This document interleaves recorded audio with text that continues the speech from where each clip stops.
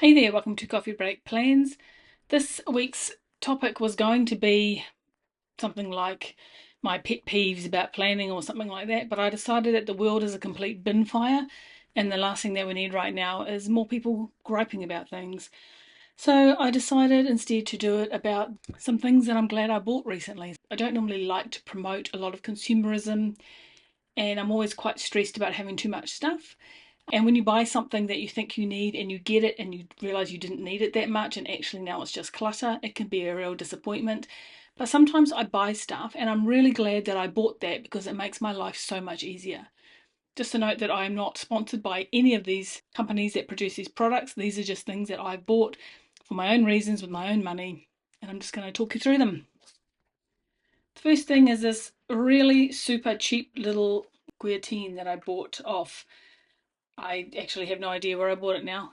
I bought it because I was recently into happy planning, and sometimes I print out printables that I've purchased off Etsy or elsewhere, and I want to cut them to size and then put them into my journal. At work there's a big guillotine that you can just chuck a whole pile of pages in and chop away, but it means going down to another area of the building and disturbing somebody else while they're trying to get their work done. So I ended up buying this for, I think it was about $2 or something ridiculous like that, and I can do it all at home. Now it only does 3 sheets at a time. If you try and do 4, it gets a bit rough, but it does exactly what it's supposed to do, and it's been really useful since I got it, and I'm really happy I got it. The next item on my list is this HP Sprocket. It's a small heat printer, so you don't need any ink, you just need to charge it up, and then you have paper that you just pop in and it goes in face up. You switch on the app on your phone, you pick your photo you want to print, and you send it to the printer and it prints away. Although 9 times out of 10 it says there's a fault, but you can usually fix that. It's quite expensive, it costs over $200. It's getting harder and harder to find the paper. I tend to have to go online to Amazon to get it. I haven't found a source in New Zealand for quite some time now. But what I really like is that it allows me to print out some photos and you can collage them. So what I normally do is print 2 photos on one piece, and then I have 2 reasonably good sized photos, and I just pop them into my journal or my 5-year diary as a little memento of something that happened.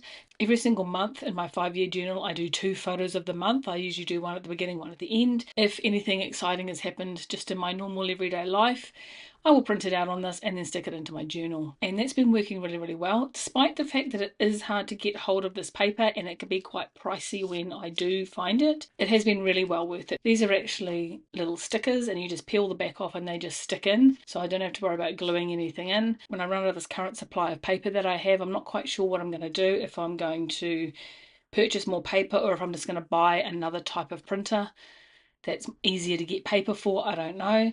I wouldn't say it was a joy to use. It can fault sometimes and be a right pain, and you can get streaky photos, etc. But when you print out your photos and you put them in your journal, it elevates it a bit and makes it just that little bit nicer of a memory. The next item or items are these Pilot pens. I have pretty much one in all the colours. I think the only colour that they have that I didn't get is green, and I have a blue one somewhere that I'm just not going to go get. And I just recently bought this little 4-colour pen. I have to say, back in the 80s when I was at primary school, these were the thing to have. Not these ones, but the Bic version of these were the pen to have. And just out of nostalgic reasons I bought this. I thought it might be nice to carry on my everyday planner because then I have access to all of the 4 colours. One of the great things about these is that you can get refills. So I bought this refill recently off Amazon and this one from a local retailer, but they can be hard to find. So there's only a few places that you can get them from, so you have to kind of order them online. I haven't yet found the purple or the red refills, and I don't use them that much anyway, but I really like the idea of refills because I don't like just throwing things away when it's actually really easy to just remove these and replace them with a brand new one. So these ones are a different size. They are not the same size. They're a lot thinner, so they fit all in the same barrel. And I'm not quite sure where I'm going to find refills for those, and I would like to find some refills, especially for the blue and the black, which I suspect I will use a lot faster than anything else. One of the things I've never liked about these is that it's always been too thick and it gets a bit slippy around here. But this grip is a little bit tapered, like they're like their normal pens, so it's a lot easier to write with.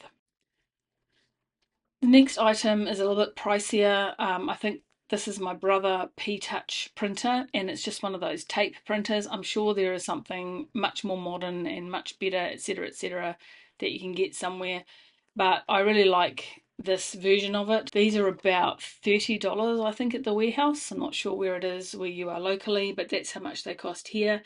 And they just come with, I just have the white on black tape. They just take 3 AA's, and they just take little cartridges that are really easy to swap out. So you can get colours, you can get clear, you can get all sorts of different types. They are about $30 for one cartridge. You can thank Gillette for that model. I think they were the ones who came up with the cheap razor and the really expensive replacement razor blades.